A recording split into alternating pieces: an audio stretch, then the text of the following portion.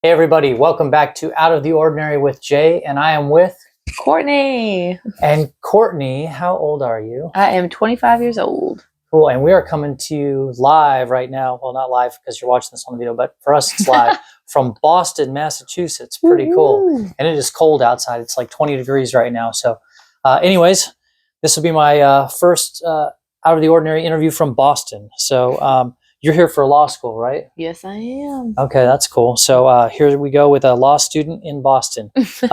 We're going to talk about friendship. So what do you think about friendship? Well, the first thing that comes to mind is the importance of it, just the value of friendships. I think it really is such an added element to life for happiness. So you're a fan. I am. I'm a huge fan. I just think life without friends can be tough.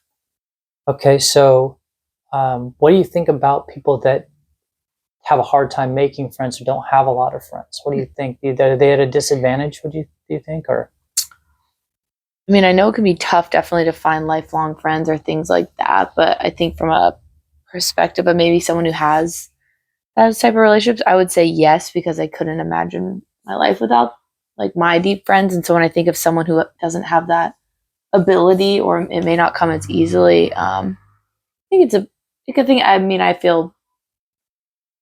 think it's hard for them. I can't imagine. yeah, I would think that it's probably better to have friends, and lucky if you have a lot of friends or have some friends or close friends.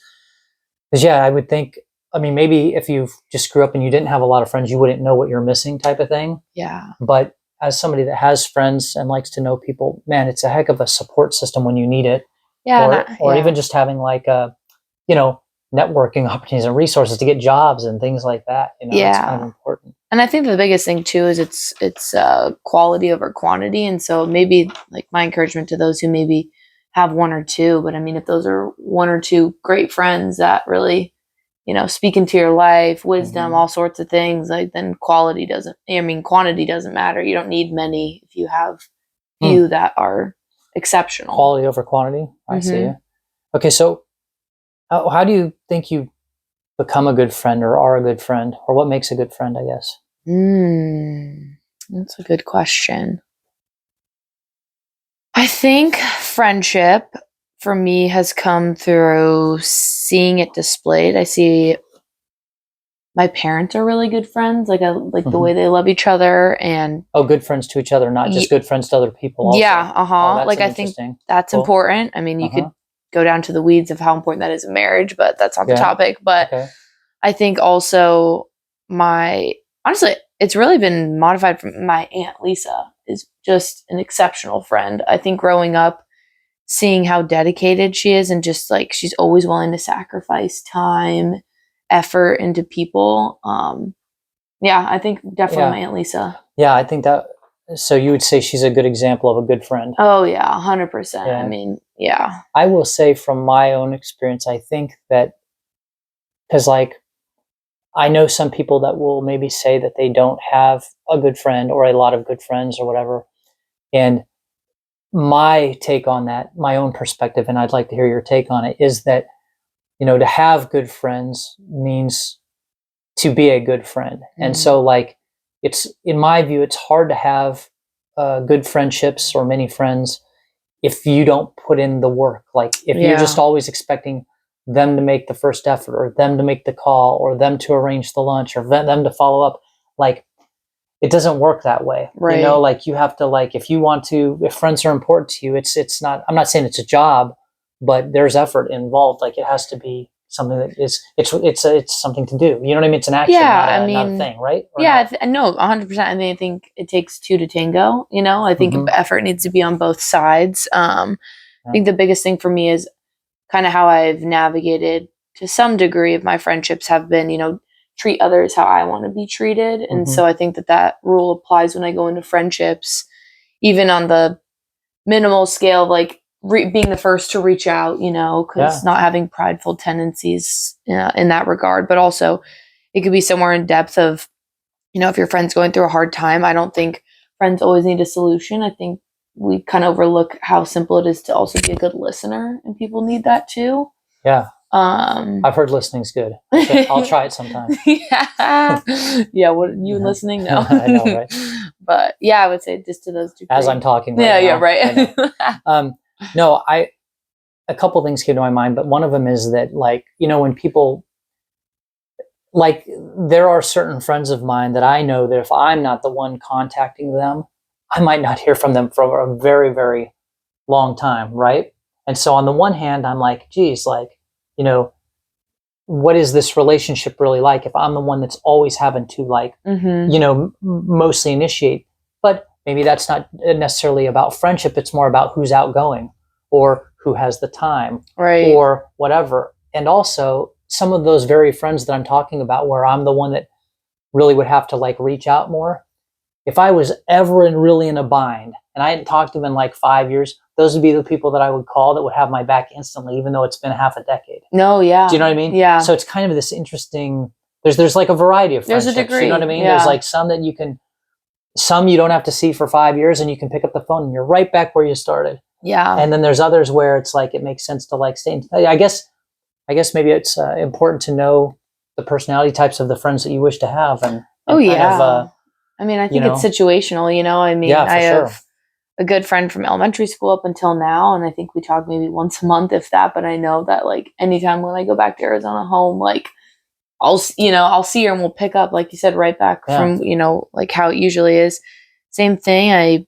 I feel like a million sisters because I did college volleyball. So it's like, I know for a fact, and it's also vice versa. I know for a fact if any of them called me in 10 years and were like, hey, I need a place to stay, I'd be like, I'm glad it was a call. Like, it's not even a second thought. Like, I'll get air mattresses if I have to on my like the floor of my house, if I didn't have enough beds. But I think, I think that's just so cool. You don't have to talk to someone every day to know that you're, like, loved and for them to care about you, or, hey, like, I think of you, I'm thinking about you. Totally.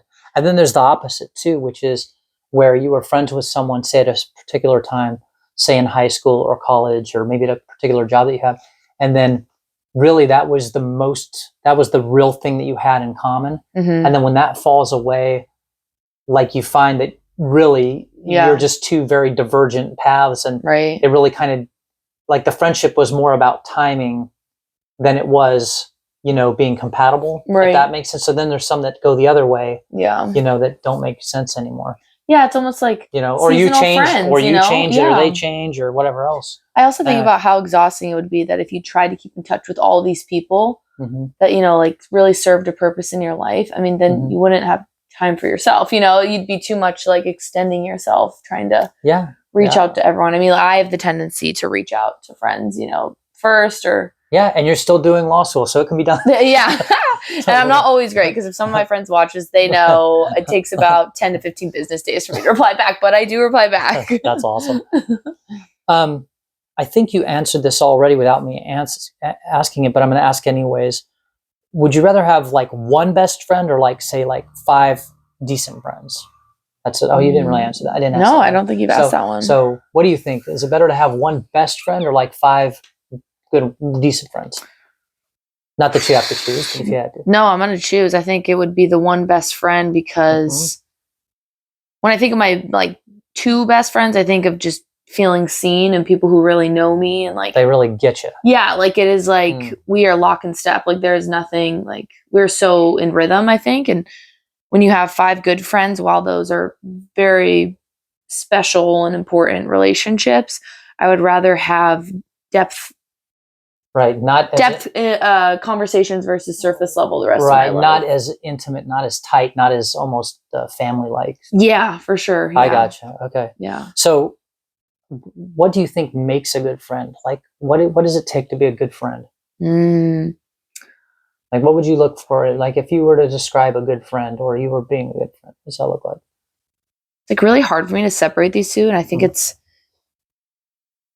really listening to, like, just who you are as an individual, and, what you value, and, what you spend your time in, because I think it shows you what is important to you. And they almost kind of either contribute or make the effort to, contribute, or, like, take the interest in wanting to know more because it's important to you. So I guess that kind of comes down to the effort piece of, making the effort to, attempt things that you have interest for you.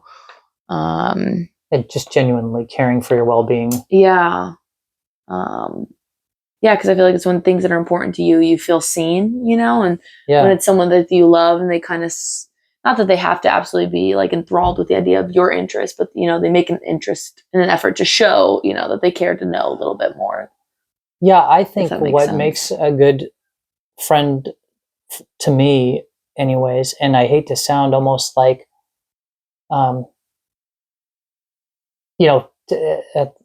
don't want to sound like too like transactional or whatever, but like, someone that when they're around or when they're in your sphere, it's better than when they're not. Right. Do you know what I mean? In other words, it's a net, like if a person's a net positive, I like whatever that might mean, maybe they just are good at telling jokes and I like being around them because they're fun. Right. Or maybe they're good at whatever, helping me analyze my business or do you know what I mean? Whatever there's some sort of benefit that both of us are getting out of the relationship. And I think those are the ones that kind of can stand the test of time. I know it sounds, pretty transactional or whatever, but I think that's some part of it. No, I think those have, I don't know. Good interests. Well, let's go the other way. And this would be the last question, but when is it okay to no longer be friends with someone?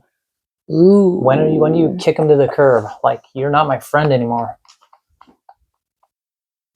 I'm huge on loyalty and trust. I mean, I think that's the pivotal foundation to any relationship or friendship, things like that.